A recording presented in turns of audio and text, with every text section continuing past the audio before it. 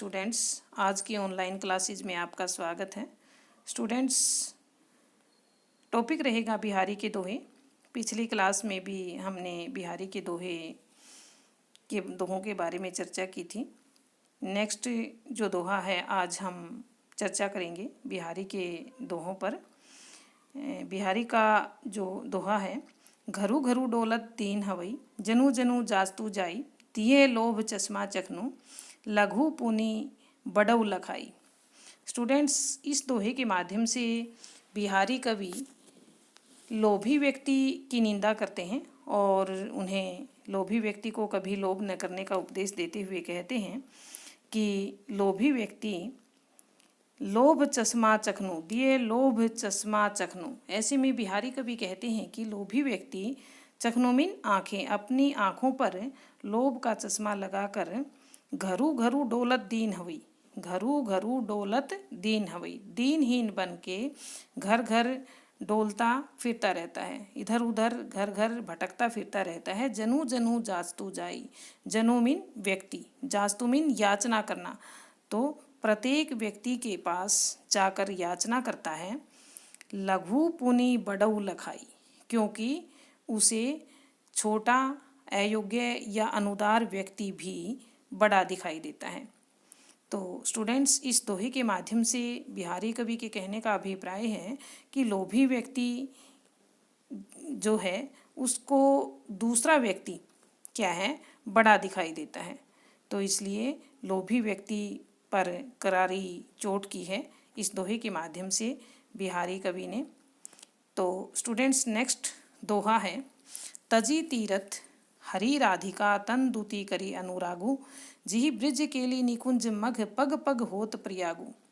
Students, इस दोहे के माध्यम से बिहारी कवि जो कर्मकांड में विश्वास करने वाले जो भक्त होते हैं उन्हें प्रेम भक्ति करने के लिए प्रेरित करते हुए कहते हैं, तजी तीर्थ, तीर्थ यात्रा को छोड़कर हरी राधिका, हरि मीन श्री कृष्ण, तन दूती, तन मीन शरीर, दूती मीन सौंदर्य, अनुरागु, अनुरागु मीन प्रेम, कि ऐसे में बिहारी कवि कहते हैं कि तजी तीर्थ की तीर्थ यात्रा को छोड़कर हरि राधिका, राधा और श्री कृष्ण के तन दूती सौंदर्य की छटा की ओर क्या है, करे अनुरागु, प्रेम क्या है, उनके रूप सौंदर्य से प्रेम करने के लिए अग्रसर करता है।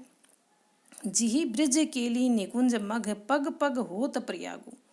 तो ऐसे में बिहारी कवि कहते हैं, ब्रिज यानी कि ब्रिज भूमि में, ब्रिज केली, केली मीन प्रेम क्रीड़ाएँ।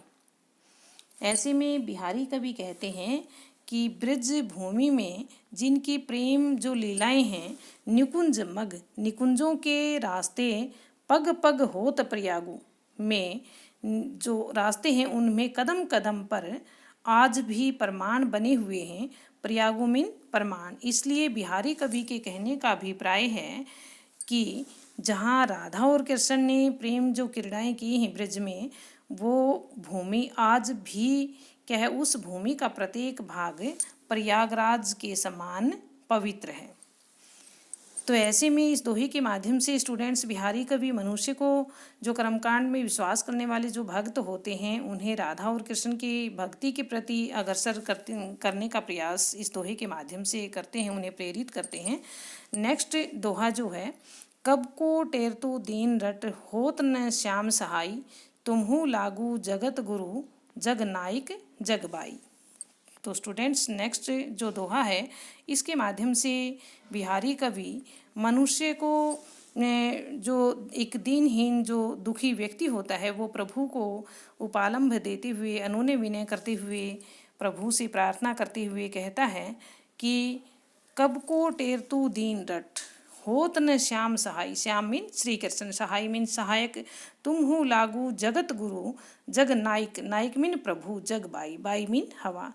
तो ऐसे में उपालंब देते हुए एक भक्त अपने प्रभु से प्रार्थना करते हुए, अनुनय विनय करते हुए, याचना करते हुए कहता है कि कब को टेरतु दीन रट, कि हे प्रभु मैं आपको दीनहीन बनकर कब से टेरतु पुकार लगा रहा हूँ, होत न श्याम सहाय, श्याम मीन श्री कृष्ण, कि हे श्री कृष्ण होत न सहाय, आप अब तक मेरे सहायक नहीं बने, अर्थात आपने मेरा उद्धार नहीं किया।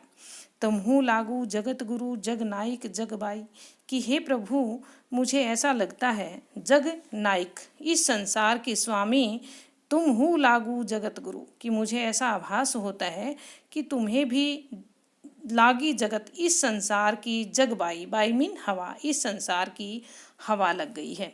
ऐसे में बिहारी कवि इस दोहे के माध्यम से क्या है समझाने का प्रयास करते हैं कि जिस प्रकार एक भक्त क्या है अपने जीवन में दुखी हो जाता है और परमपिता परमात्मा से क्या है उसकी आशा उम्मीद होती है कि वो परमात्मा उसके दुख को दूर करेंगे, उसका उद्धार करेंगे, लेकिन अब तक उस भक्त का प्रभु ने अब तक कोई उद्धार नहीं किया है, इसलिए उसका विश्वास डगमगा रहा है। ऐसे में प्रभु से उपालंब देती हुई भक्त इस दोहे के माध्यम से कहता है कि आज का जो समाज है, हो सकता है मुझे लगता है कि मेरा उद्धार प्रभु ने अब तक नहीं किया है, तो परमात्मा को, ईश्वर को भी इस समाज की, इस संसार की हवा तो नहीं लग गई। स्टूडेंट्स, नेक्स्ट दोहा है तंत्री नाद कवित रस सरस राग रति रंग, अन बूढ़े बूढ़े ते तरे जे बूढ़े सबंग।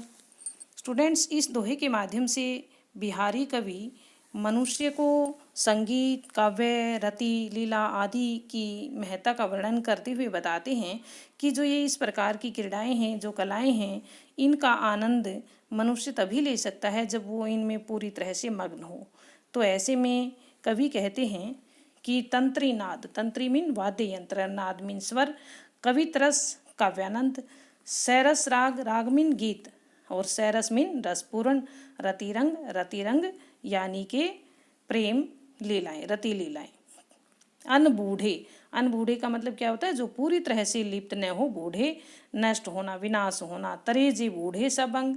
ऐसे में बिहारी कवि मनुष्य को बताते हुए, उसे संबोधित करते हुए कहते हैं कि तंत्रीनाद, जो व्यक्ति वाद्य यंत्रों के स्वर, कवित्रस, काव्यानंद, सैरस राग, संपूर्ण क्या है पूर्ण गीत, रति लीला और क्या है रति लीला।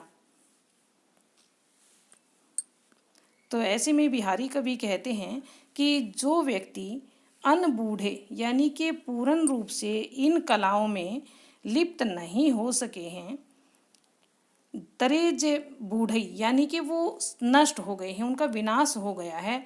तरे जे बूढ़े सब अंग, अर्थात कवि के कहने का अभिप्राय है जो इन में क्या है, इन क्रीड़ाओं में लिप्त हो गए हैं, तरे क्या है वो तर गए हैं, अर्थात क्या है वो पूर्ण रूप से इनमें जो निमग्न हो गए हैं, उन्होंने इनका आनंद प्राप्त किया है, निश्चय ही तरे वो तर गए हैं, अर्थात वो क्या है सफल हो गए हैं, उनका जीवन सार्थक हो गया है। अर्थात इस दोहे के माध्यम से कवि के समझाने का भाव है कि जो मनुष्य इन कलाओं में निमग्न हो जाता है वही इनका आनंद उठा सकता है, अन्यथा क्या है व्यर्थ है।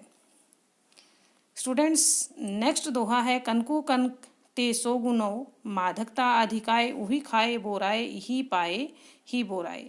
ऐसे में इस दोहे के माध्यम से बिहारी कवि कहते हैं कि मनुष्य, बिहारी कवि के कहने का अभिप्राय है कि एक लौकिक ये सत्य भी रहा है कि धतूरा खाकर मनुष्य पागल हो जाता है और धतूरे का सेवन व्यक्ति को उन्मत्त कर देता है, मस्त कर देता है। तो ऐसे में बिहारी कवि कहते हैं कि कनक अर्थात कनकों का मतलब धतूरा और कनक मीन धन संपत्ति। तो ऐसे में कवि बताने का प्रयास करते हैं कि कनक धतूरे से कई गुना अधिक उन्मत्त करने वाला होता है। ऐसे में कवि कहता है कनकु कनकते सो गुना, माधकता अधिकाए उही खाए बोराए, उही इही पाए ही बोराए। तो ऐसे में बिहारी कवि कहते हैं कनक ते सो गुना माधकता अधिकाए, यानी कि धन संपत्ति हाथ लगते ही माधकता अधिकाए, मनुष्य क्या हो जाता है पोरा जाता है, उन्मत्त हो जाता है।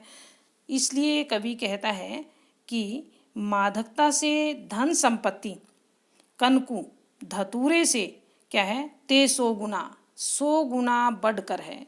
यानी कि धन संपत्ति आने पर मनुष्य के अंदर इतना अहंकार हो जाता है कि क्या है, वो धन संपत्ति के लोभ लालच में आकर बुरा सा जाता है, पागल सा हो जाता है। तो ऐसे में कवि कहता है, क्योंकि उही खाए बोराए, यानी कि धतूरा खाकर व्यक्ति को केवल नशा होता है, यही पाए ही बोराए, और धन संपत्ति प्राप्त होने पर तो मनुष्य बोराए, पागल हो जाता है। तो ऐसे में कवि क्या है, धतूरे और सोने, धन संपत्ति जब मनुष्य के पास आ जाती है तो उसके अंदर अहंकार की भावना उत्पन्न हो जाती है। तो ऐसे में कवि कहता है कि धन सबसे बड़ा मनोविकारी है।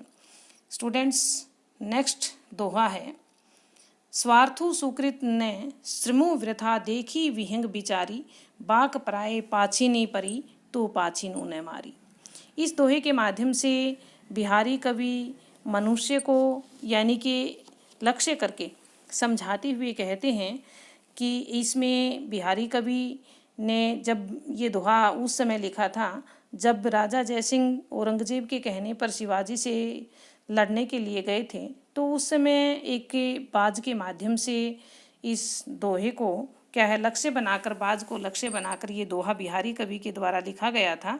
तो ऐसे में बिहारी कवि कहते हैं,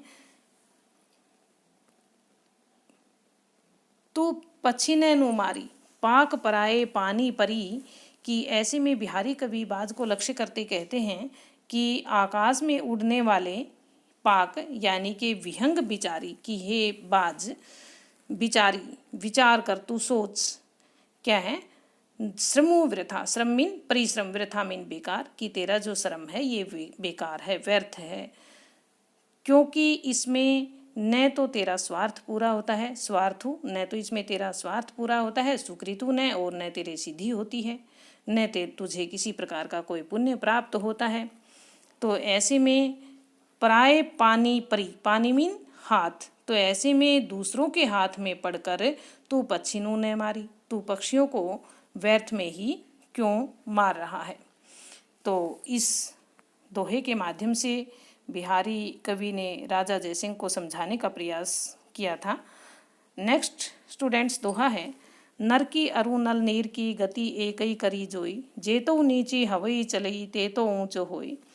इस दोहे के माध्यम से बिहारी कवि मनुष्य के जीवन में जो विनम्रता का गुण होता है उसके महत्व के बारे में बताते हुए कहते हैं कि नर की अरु नल नीर की गति एक ही करी जोए। तो इस दोहे के माध्यम से बिहारी कवि कहते हैं कि मनुष्य एवं फुहारे के पानी में, नल मीन जो नल का नीर मीन पानी, तो ऐसे में बिहारी कवि कहते हैं नर मनुष्य, कि मनुष्य और फुहारे के पानी की जो दशा होती है वो एक जैसी होती है।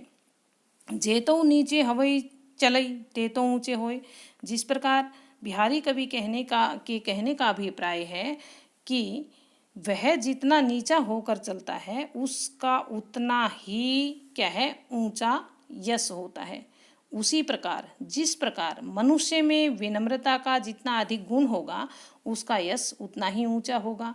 ठीक इसी प्रकार कवि के कहने का अभिप्राय है कि जो पानी का जो बहाव होता है जितना ऊंचा होगा उतना ही अधिक, नीचा होगा उतना ही क्या है, अधिक पानी आएगा। इसलिए कवि इस दोहे के माध्यम से समझाने का प्रयास करते हैं कि मनुष्य में विनम्रता का गुण ही उसकी बढ़ाई का मूल कारण होता है। इसलिए मनुष्य में जो मनुष्य विनम्र होता है उसमें सज्जनता के गुण होते हैं। इसलिए हमें क्या है, मनुष्य को अपने जीवन में विनम्र बने रहने का प्रयास करना चाहिए। तो स्टूडेंट्स, आज का जो टॉपिक था बस इतना ही। कल नेक्स्ट क्लासेज में फिर मिलेंगे। तब तक के लिए thanks and have a good day.